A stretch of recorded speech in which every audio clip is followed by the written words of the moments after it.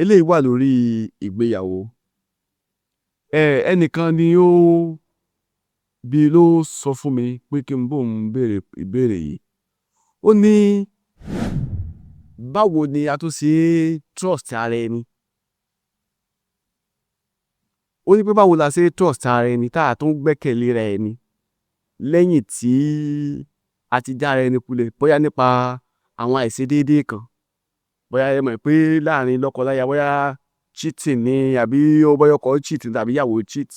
Ó ní pé báwo ni a tún ṣe máa ń gbọ́kànlé ara ẹni. Then pé báwo ni a tún ṣe lè dènà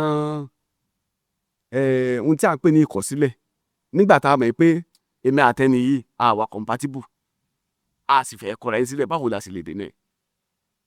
Hallelujah o. Ẹ ṣé fún ìbéèrè yẹn. Ṣé rí ìbéèrè yẹn gẹ́gẹ́ bí ẹ̀dùn mo sọ lẹ́ẹ̀kan wípé kò sí ìgbéyàwó Kristẹni. Ohun tí a ní ni pé àwọn tó jẹ́ Kristẹni kán ṣe ìgbéyàwó tó wáyé kán máa fi ìwà onígbàgbọ́ hàn. Ṣé rí tó o bá ti ní ọkàn rẹ wípé ẹni tó pé ló fẹ́, ò ní ìdáríjì. Hallelujah o.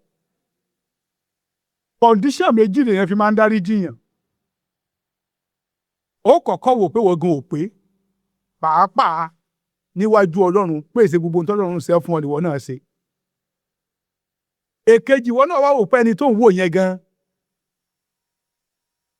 ó bá ti fi gáàpù èèyàn lẹ̀ pé èèyàn ni, ó máa dẹrùn láti dáríjì. Ìkẹta tí ìdí èèyàn ò dáríjì, ó ní ìgbéraga. Ìgbéraga ìṣe orí kí a máa pop off nìkan o, ṣùgbọ́n kó o wò pé èmi náà wá ṣerú ẹ̀ sí. Ó fàálù ara ẹ̀ ju bó ti yẹ lọ. Ta ni ọ́ tó ń fi lè ṣe ọ́?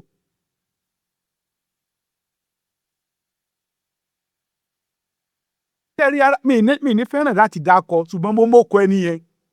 Arábìnrin yẹn ó sọ nǹkan kan tí mo dìmú nínú marriage. Ọ̀kan nínú ìyàwó àwọn èèyàn wa tó máa ń ṣeré Nollywood ni. Oníjọ́ tóun ti fẹ́ ẹni ẹnu ti sọ fún un pé ọ̀gá, àwa tó ń wo Mario làwa o, a lọ ibì kankan. Ó wá sọ fún ọkọ ẹ̀ pé kó o tó dẹ́ṣẹ̀ mo ti dáríjì ọ́. Sọ pé kò sí ẹ̀ṣẹ̀ tó ṣẹ̀ mi tí wọ́n èkó. Mo wá wò wípé this is another level. Ó sọ fún mi pé kó o tó ṣẹun mo ti dáríjì ọ́. Ọkọ ẹni yẹn is a popular artist. Ìyàwó ọkọ ń rò pé ìyàwó wọn wà nídìí. But statement yẹn mo sì máa ń gbé yẹ̀wò. Pé kí ló mẹ́ni ìrònú dédébù yìí? Tó o bá ti lè dáríjì èèyàn, o ò lè padà trust ẹ̀. Àìdáríjì àti àìgbàgbé ẹ̀ṣẹ̀ láì fi gbẹ́kẹ̀lé wa mọ́.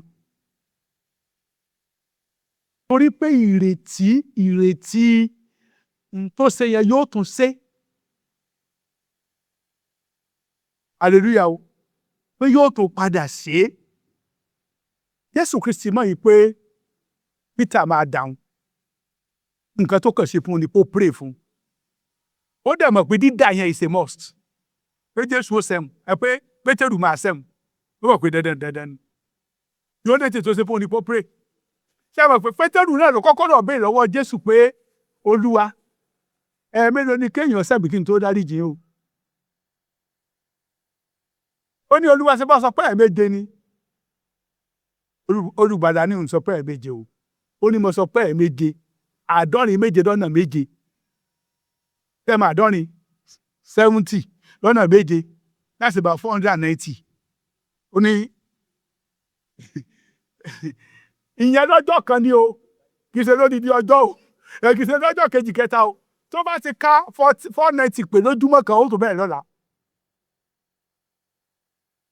Ẹ hàn pé kí ni ìtumọ̀ ẹ̀? Permanently forgive. Dáríjì permanently.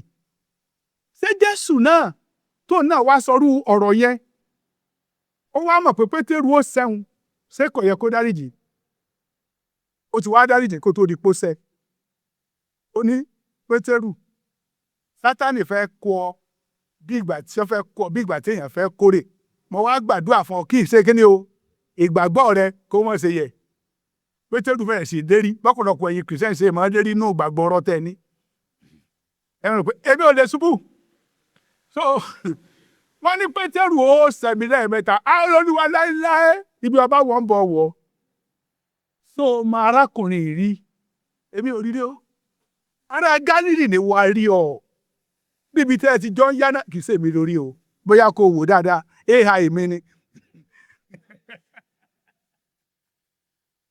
nígbà tó bẹ̀rẹ̀ kẹ́tọ́ wá tó bí ẹlẹ́ẹ̀kẹta kúkúrúkú Peter lọ sun ẹkún kíkorè tẹ́lẹ̀ mọ̀ pé Jésù sọ pé tí ẹnikẹ́ni tó bá sẹ́mi níwájú ènìyàn wọ́n sẹ́wájú bàbá mi tí ń bẹ lọ́run tẹ́lẹ̀ mọ̀ pé sẹ́yìn náà Pétérù sẹ́ ṣùgbọ́n kó tó di pòsẹ̀ Jésù ti dáríjì ọ̀nà àkódáríjì ó ní ó tó fi lè gbé ìjọ lé Pétérù lọ́wọ́ ńgbà tí lọ Pétérù ṣé ìwọ fẹ́ràn mi bí Olúwa mo fẹ́ràn rẹ ṣé ìwọ fẹ́ràn mi ju nǹkan wọ̀nyí lọ àní bàbá mo fẹ́ràn yín Pétérù so fẹ́ràn mi àní mo fẹ́ràn inú bí ṣùgbọ́n Jésù mọ bí ti ń lọ torí ipò dáríjì bó sẹ́hun ó sì gbà pó sì lè perform lójú ó gbé ìjọlè lọ hallelujah o ìwọ tó bá gbà yí pé orí ipò ti mú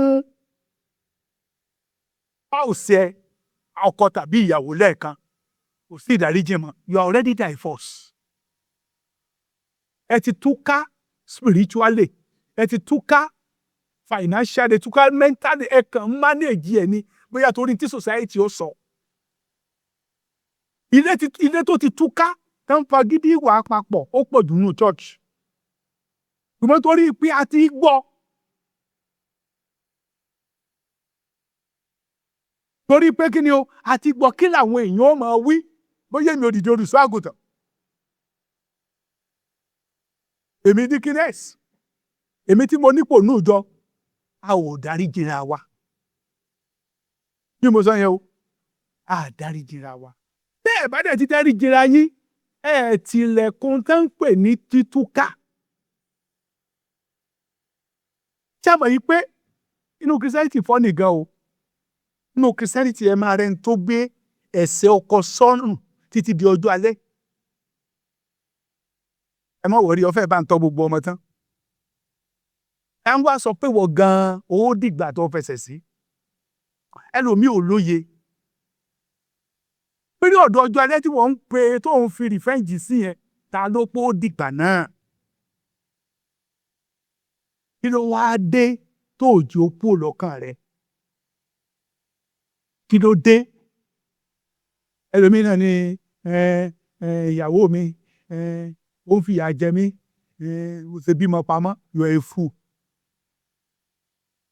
ó wù ọ́ ṣe tẹ́lẹ̀ ni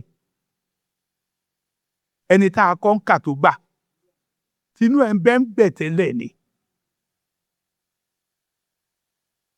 Tẹ́rí èmi máa ń sọ kankan nínú Christianity nínú marriage Christianity ibẹ̀ ni dídí bá pọ̀ sí pretense. We are not real, are real. A máa ń pretense just because of the church community. A máa ń fara dà pé nǹkan káwọn èèyàn má fi sọ̀rọ̀. O bá ní ọkàn tó ń dáríjì ó ti ṣàṣìṣe kan rí ó fún un ní chance bẹ́ẹ̀ ni. Wọ́n bẹ́ẹ̀ gún ata dódó bẹ́ẹ̀ lọ́lọ́ lọ ẹ̀ bá gbé lẹ́nu ẹ̀rọ ìyẹn ò pé ọmọ tààyàn inú ata ń bẹ nínú ata awulẹ̀ ń pé èmi là tó bí ni èmi lè lédè Ọlọ́run èmi lè ọmọ Ọlọ́run tinú wa ń bẹ nínú wa tó ṣe pé a ó pì hàn ẹlòmíì sì ṣe kí ni ó díbọ́n ju àtọkùnrin àtobìnrin ó díbọ́n ju ẹ tí ẹ lè ṣàlàyé dídí bẹ́ẹ̀. So ohun tó ń fà á nínú ìgbéyàwó tó fi jẹ́ wípé a ní oríṣiríṣi ìpèníjà yẹn ò nìyẹn. Ẹ ṣé púpọ̀.